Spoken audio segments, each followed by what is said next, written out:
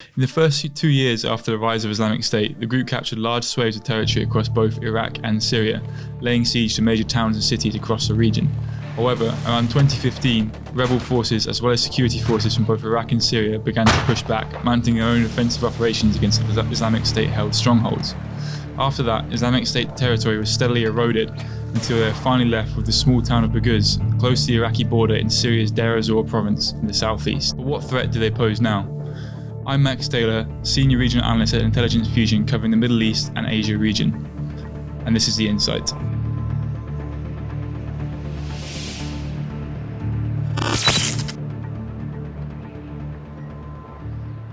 Since the rise of Islamic State, the group has captured large swathes of territory in both Syria and Iraq.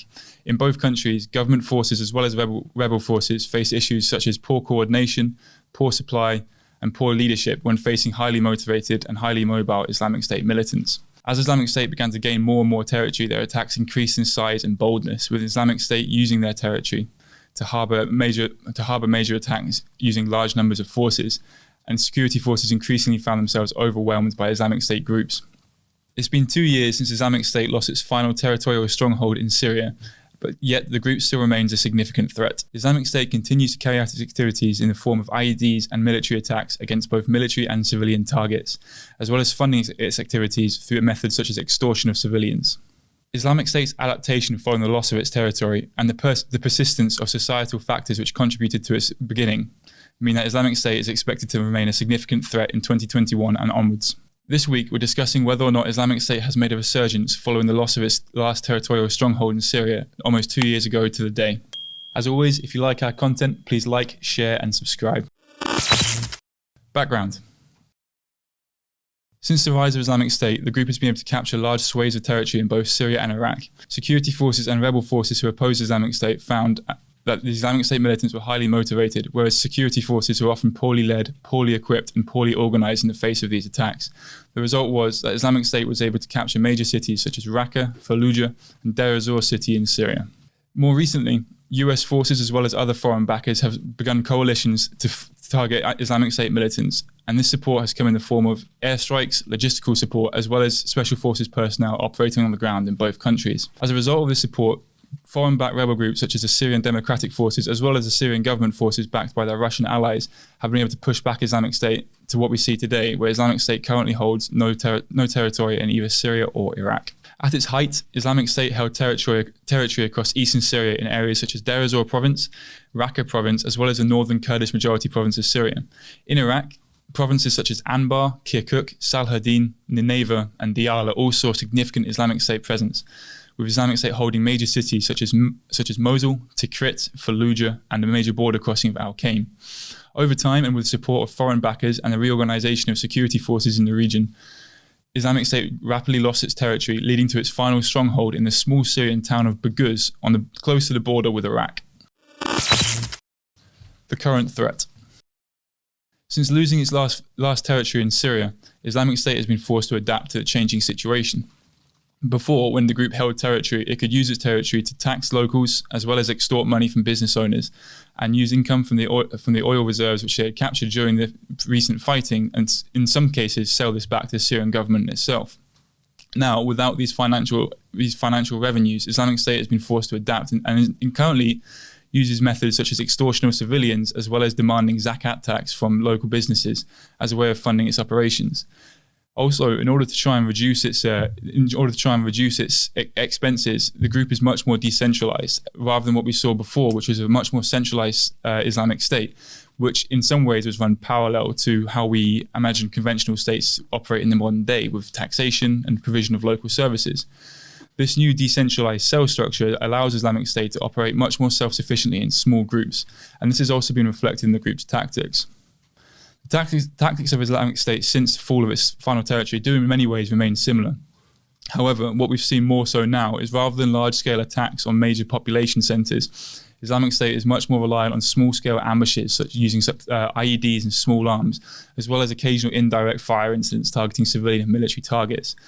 The boldness of the attacks, however, has started to increase. So immediately after they lost their territory, Islamic State was really struggling for numbers as well as resources. However, more recently in the last 2 years, we've seen Islamic State starting to carry out larger attacks on more heavily guarded convoys and security positions. A really good example of this is in the desert between Raqqa, Deir ez-Zor, Homs and Hama in Syria. And this desert is an incredibly isolated part of the country with very few people. However, there is one major highway running from Deir ez-Zor through Sukna to Palmyra in this region. And this road in particular has proven to be highly insecure, with Islamic State militants carrying out major attacks along this road frequently. What's more, these attacks normally result in very high casualties as Syrian government forces continue to operate non-armoured vehicles such as civilian buses to carry its soldiers on this incredibly dangerous road. Quite recent anecdotal reporting has suggested that Syrian government convoys are reluctant to travel along this very major highway in Syria now without gunship support from Mi-24s. And we've seen videos of gunships flying at very low level alongside convoys in broad daylight to try and deter Islamic State militants from carrying out attacks. Nevertheless, in this year alone, there's already been a series of high-profile attacks on this road, all of which have targeted Syrian government forces or oil tankers escorted by Syrian government forces. In Iraq, the situation is fairly similar.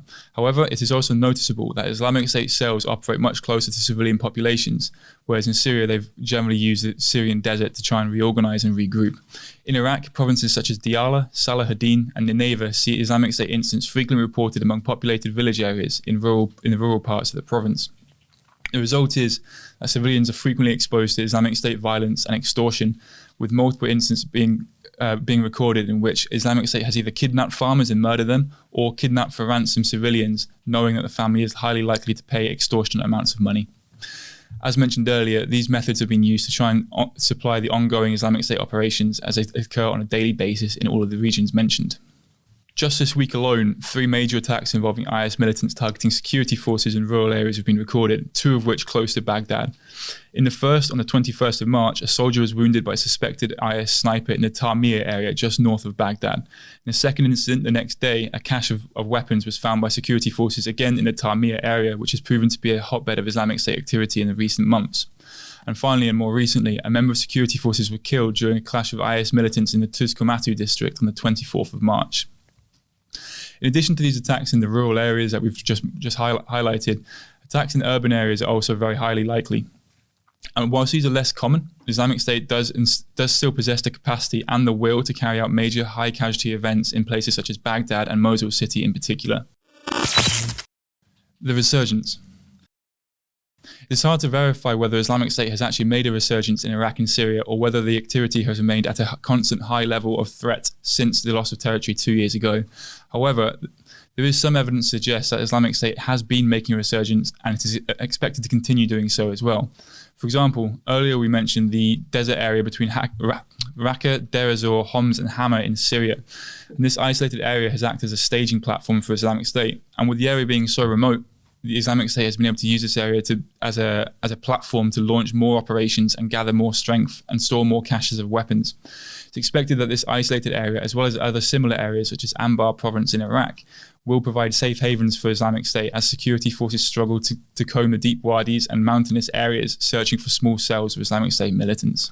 In addition, the societal factors which actually cause the insecurity that we see in Iraq and Syria to this day still very much exist. Features such as high levels of corruption amongst local government officials in particular has caused economies in both Syria and Iraq to struggle in these post-war years, as both countries have seen high levels of unemployment, particularly among young men. Also in Iraq, Shia militias under the banner of the Popular Mobilization Forces, or the PMF, which is an Iran-backed militia organization, have started to be deployed to more Sunni areas across the country. And this has brought inevitable tensions, sectarian tensions between Sunni and Shia communities, as these largely Shia militias have been accused of carrying out atrocities and crimes against Sunni populations. Tensions between the Sunni and Shia communities have also manifested themselves in Iraqi politics, where Iranian influence and US influence has jostled for control over the Iraqi parliamentary system. Protests in the south of Iraq among the Shia communities, for example, have tried to shun foreign influence, whereas protesters in northern Sunni provinces have been more reluctant to take to the streets, fearing that they may be branded as extremists by the largely Shia security forces in the PMF.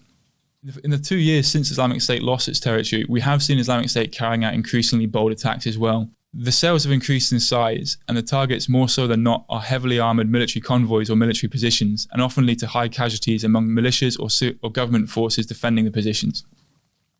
This suggests that Islamic State is increasing in boldness and is increasing in audacity as it carries out these attacks, and also suggests that the group has acquired the capability to carry out increasingly larger attacks and the weapons to go with them.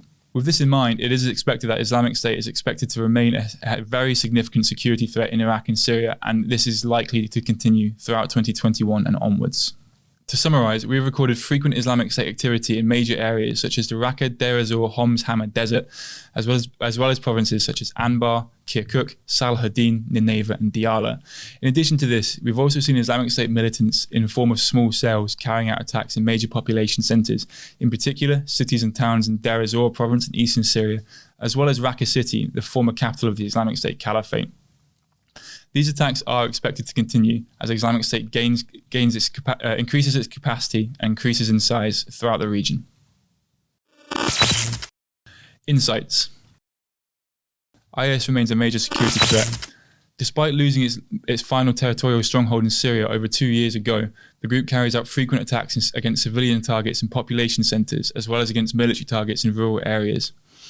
It is not expected that the group has the strength to carry out another attack against a major population centre like we saw them do in early 2014 and 2015.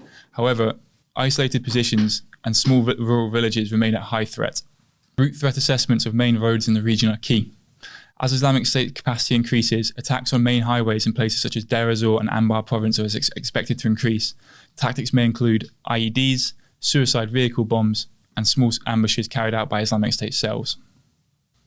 Key driving factors of insecurity such as high unemployment, corruption, and poor living conditions all exist in Iraq to this day, and these factors all contributed to the rise of Islamic State back in 2013-2014. Without any significant governmental reform aimed at addressing these factors, it is expected that Islamic State will continuously be able to recruit from disenfranchised youths across both countries. Thanks for watching this week's podcast, and please feel free to leave a comment if you have any questions. Here at Intelligence Fusion, we find, monitor, and analyze incidents across the world from our 24/7 operations center. We use the intelligence cycle and military principles to provide actionable insight into the global security landscape. To take a closer look at the data behind our assessment, or to see how your business could benefit from a tailored intelligence feed, click on the link in the podcast description.